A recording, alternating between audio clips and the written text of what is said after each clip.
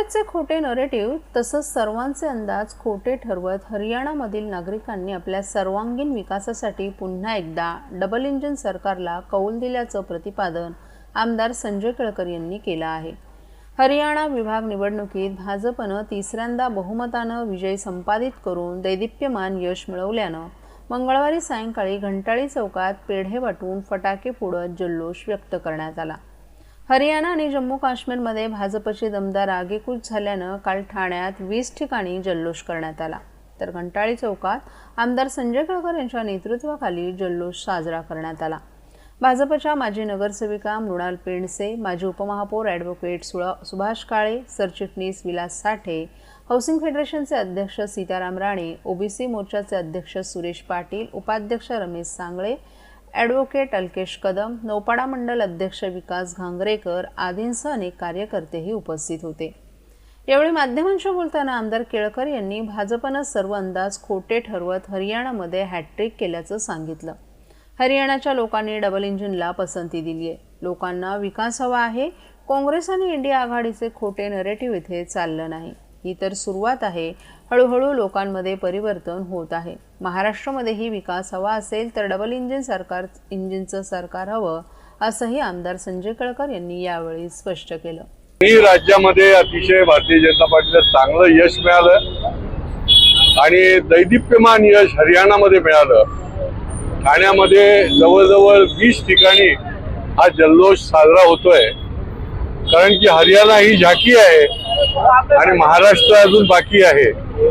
हरियाणामध्ये तर हॅट्रिक केलेली आहे। सर्व अंदाज खोटे ठरवून लोकांनी पुन्हा एकदा मोदीजींनाच पसंती दिली आहे। लोकांनी मतदारांनी पुन्हा एकदा डबल इंजिनला पसंती दिलेला आहे आणि विकसित भारत हे जे स्वप्न मोदीजींनी दिलेलं आहे ते पूर्ण करण्याकरता हरियाणाच्या लोकांनी देखील भरभरून मतदान करून आम्हाला साथ दिलेली आहे।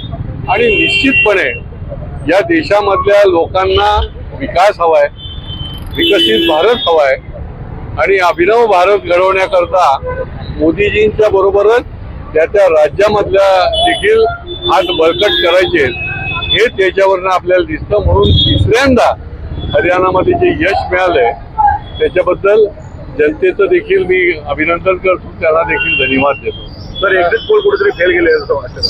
सर्व अंदाज आणि काँग्रेसचे खोटे नरेटिव्ह, महाविकास आघाडीचे खोटे नरेटिव्ह हे सगळे पूर्णपणे फेल गेलेले आहेत।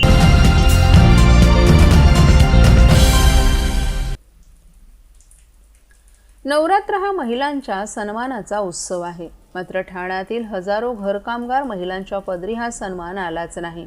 श्रीमंतांच्या घरात धुणीभांडी करणारी ही दुर्गा आजही तिच्या हक्कांसाठी लढत आहे। कामगारांचा दर्जा मिळावा, होणारे आर्थिक लैंगिक शोषण थांबावं यासाठी त्या व्यवस्थेशी झगडत आहेत। 12 वर्षांपासून तिचा सरकारकडे पाठपुरावा सुरू आहे। मंगळवारी राज्यभरातील 45 लाख महिलांचा आवाज शासनापर्यंत पोहोचावा यासाठी जागतिक सन्मानजनक काम दिवसाचं औचित्य साधून ठाण्यात शेकडोंच्या संख्येनं घरकाम करणाऱ्या महिला मानवी साखळी करणार आहेत। राज्यभरात घरकाम करणाऱ्या महिलांची संख्या 45 लाखांच्या वर आहे। या महिलांना कामगारांचा दर्जा, मानसन्मान मिळावा, होणारे आर्थिक लैंगिक शोषण थांबावं यासाठी राज्यभरातील विविध संघटना लढा देत आहेत। राष्ट्रीय कामगार चळवळ आणि महाराष्ट्र राज्य घरकामगार युनियन गेली 12 वर्ष शासकीय स्तरावर हा लढा देत आहेत। राज्यातील 45 लाख घरेलू कामगारांना श्रमिक म्हणून दर्जा मिळावा, सामाजिक सुरक्षा व इतर अधिकार मिळावेत यासाठी त्या पाठपुरावा करत आहेत। कोविड महामारीच्या काळात घरेलू कामगारांवर खूप मोठं आर्थिक आरिष्ट ओढवलं होतं। त्यांचं काम करण्याचा अधिकारच नाकारला गेला होता। त्यातूनच या वर्गाचं सामाजिक सुरक्षेचं महत्त्व, श्रमिक हक्काची जाणीव झाली। ठाण्यात घरकाम करणाऱ्या महिलांची संख्या लाखभर आहे। या महिला आता सरकारसोबतची आरपारची लढाई लढण्यासाठी रस्त्यावर उतरणार आहेत।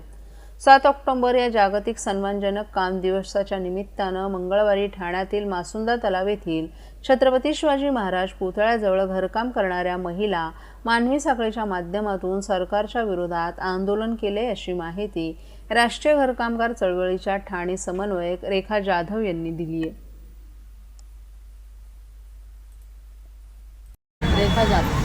मॅडम, आज आपण निषेध केलेला आहे, कायम करा, काय नेमकं आपली मागणी आहे? निषेध वगैरे नाही केला। काल 7 ऑक्टोबरला घरकाम पण एक सन्मानजनक काम आहे हा दिवस होता जो आयलोने हे केला आहे. त्यामुळे आज आम्ही तो सेलिब्रेट करतो की घरकामगारांना पण कामगार समजा आणि घरकाम पण काम आहे आणि एक ते डिसेंट वर्क आहे असं. आणि आज आम्ही त्यानिमित्ताने ठाण्याला साखळी मानवी साखळी तयार करत आहोत.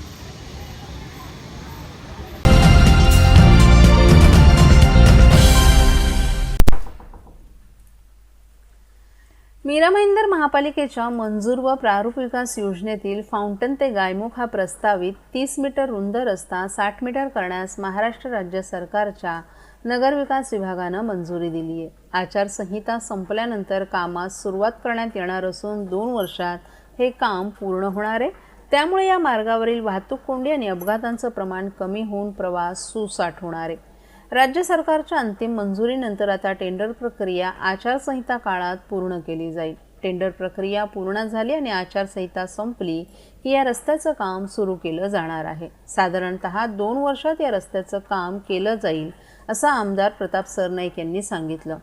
हा रुंद रस्ता झाल्यानं वाहतूक कोंडीची कायमची डोकेदुखी दूर होणार आहे. हा 60 मीटर रस्ता रुंदीकरण काम सुरू करत असताना सध्याच्या 30 मीटर रस्त्याच्या दोन्ही बाजूस 15-15 मीटर जागेत रस्ता वाढवावा. त्यात आदिवासी शेतकऱ्यांच्या जमिनी जातात. हे आदिवासी शेती करून उदरनिर्वाह करत आहेत. रस्त्यासाठी जमिनी घेताना त्यांना मुंबई नागपूर समृद्धी महामार्गाच्या धर्तीवर चांगला मोबदला द्यावा आणि भूसंपादन करावं अशी मागणीही आमदार प्रताप सरनाईक यांनी सरकारकडे केली आहे. फाउंटन हॉटेल ते गायमुखपर्यंत साधारणतः 4.5 किलोमीटर रस्ता असून सध्या तो 30 मीटर इतका आहे. घाटात त्याची रुंदी कमी आहे. दिवसेंदिवस वाहनांची संख्या आणि वाहतूक कोंडी होणारे अपघात वाढत आहेत. चढण उतारावर एखादं जड वाहन बंद पडलं किंवा अपघात झाला तर लगेच वाहतुकीची कोंडी होते. वाहनांच्या रांगा लागतात.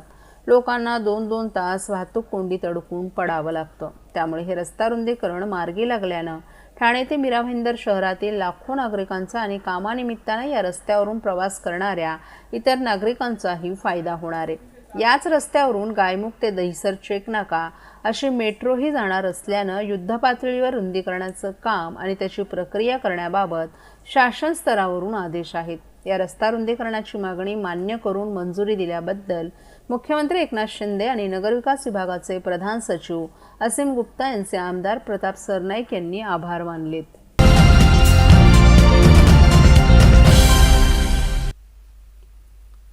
आमदार रवींद्र फाटक यांच्या पुढाकारानं आयोजित संकल्प प्रतिष्ठानच्या नवरात्र उत्सवात काल 6व्या दिवशी संकल्प प्रतिष्ठानच्या नवरात्र उत्सवात हिंदी सिने अभिनेता अर्जुन कपूर तसंच मराठी सिने अभिनेत्री प्राजक्ता माळी, अभिनेते आदिनाथ कोठारे आणि अभिनेत्री रुचा वैद्य यांनी संकल्प प्रतिष्ठानला भेट देऊन देवीचे शुभ आशीर्वाद घेतले. तसंच दररोज या नवरात्र उत्सवात गरबा संपन्न झाल्यावर विविध क्षेत्रात उल्लेखनीय कार्य करणाऱ्या महिलांचा नवदुर्गा पुरस्कार देऊन गौरव करण्यात येतो. तसंच काल आमदार रवींद्र फाटक, माजी नगरसेविका जयश्री फाटक, नम्रता फाटक, नगरसेवक दीपक वेदकर यांच्या प्रमुख उपस्थितीत अभिनेता अर्जुन कपूर तसंच मराठी सिने अभिनेत्री प्राजक्ता माळी, अभिनेते आदिनाथ कोठारे आणि अभिनेत्री रुचा वैद्य यांच्या हस्ते Asian medalist, yoga doctorate, Bharatshri, Bharatbhushan, iconic, Bharat Gaurav, Arjun पुरस्कार प्राप्त शीतल मल्लिकार्जुन खरटमल, जुडो मार्शल आर्टच्या आंतरराष्ट्रीय खेळाडू यांचा नवदुर्गा पुरस्कार देऊन गौरव करण्यात आला. दररोज या नवरात्र उत्सवात गरबा खेळण्यासाठी ठाणे, मुंबई, भिवंडी, कल्याण आणि इतर परिसरातील नागरिक गरबा रसिक मोठ्या संख्येनं देवीच्या दर्शनार्थ आणि गरबा खेळण्यासाठी येत असतात. या उत्सवाला दिवसेंदिवस गर्दी वाढत आहे. या उत्सवाविषयी आमदार रवींद्र फाटक यांनी अधिक माहिती दिली.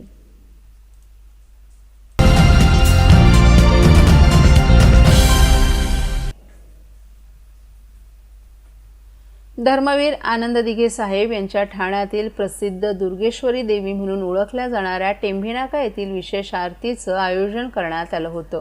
या धार्मिक सोहळ्याचं नेतृत्व ठाण्याचे माजी नगरसेवक सुधीर कोकाटे आणि त्यांच्या परिवारानं केलं. दुर्गेश्वरी देवीची आरती आज दुपारी पार पडली, ज्यामध्ये भाविकांनी मोठ्या संख्येनं उपस्थिती दर्शवली. या आरतीमुळे परिसरात भक्तिमय वातावरण निर्माण झालं होतं.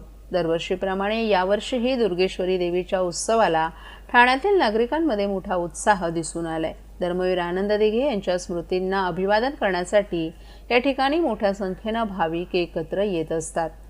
माजी नगरसेवक सुधीर कोकाटे यांनी या धार्मिक कार्यक्रमाचं आयोजन करताना देवीची कृपा सर्वांवर असावी आणि ठाण्यात सदैव भक्तीचं वातावरण राहावं अशी इच्छा असल्याचं सांगितलं। या आरतीसाठी ठाण्याच्या विविध भागातून भाविकांची उपस्थिती होती। आरतीनंतर भाविकांना प्रसादाचंही वितरण करण्यात आलं। टेंभीनाका येथील दुर्गेश्वरीची देवी आरती हा ठाण्यातील एक महत्त्वाचा धार्मिक सोहळा असून या निमित्तानं भक्तगणांचं एकत्र येणं हे शहराच्या धार्मिक परंपरेचं दर्शन घडवतं।